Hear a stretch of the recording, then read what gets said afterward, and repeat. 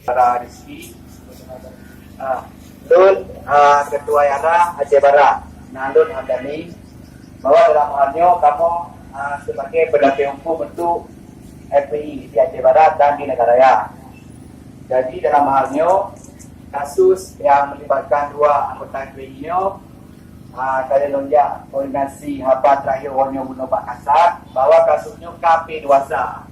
Seharusnya kasusnya paling jelas kalau jadi rumahnya perimbahan Pak Kejaksaan karena kena acara dan di pihak Polres pun dengan mungkin karena isu demo ataupun unjuk rasa kan, mungkin awalnya ketika ditunda pelimbahan Woyo, mungkin pelimbahannya paling jelas Senin karena sehingga mengenai 1 dan 3. Kalau duduk dengan kasar penuh, alhamdulillah berkas karampung mandu Senin, menjelas Senin ke pelimbahan kejaksaan. Jadi mengenai karena itu memang yang mereka lakukan adalah memang itu memang hasil ada dalam kanun syariat Islam. Jadi yang kita bergerak hari ini adalah kita tuntut agar segera dibebaskan. Jadi istilahnya polisi itu jangan lempar batu sembarangan. Jadi polisi yang tangkap harus polisi yang lepaskan. Jadi jangan melibatkan siapa? Sesa. Nah, jadi polisi harus segera lepaskan. Itu yang kita perlukan. Dan terima kasih kepada pihak Yara. Jadi itu yang seharusnya kita tuntut hari ini. Nah, jadi jangan dijadikan sebagai tersangka. Seharusnya polisi dari kemarin jangan tetapkan Neldi dan juga Mama Rizky sebagai tersangka. Jadi harus disesuaikan juga dengan kanun-kanun yang ada. Terima kasih.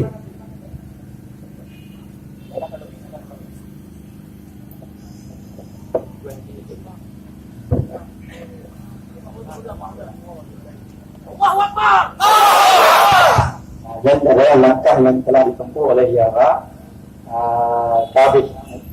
Yo memang demikian. Yo dibaca lah.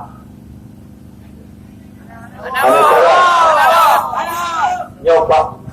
Yo Pak yang dinodo kon provokator. Jandra polisi yang menyerupa. Wahai! Takbir! Betul di Negara Bandung jadi menol kan. Karena kasusnya polisi sudah menyerahkan kasus ini P21. Jadi kalau secara hukum sudah lengkap semuanya.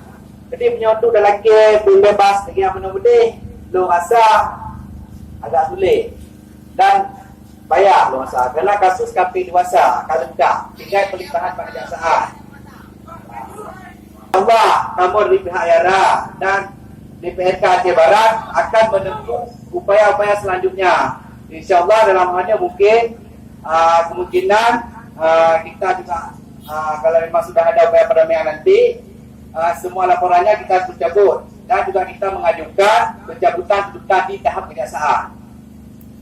Jadi jangan sampai kasus ini beranak kepada pengadilan atau bahwa kasus ini diselesaikan secara damai.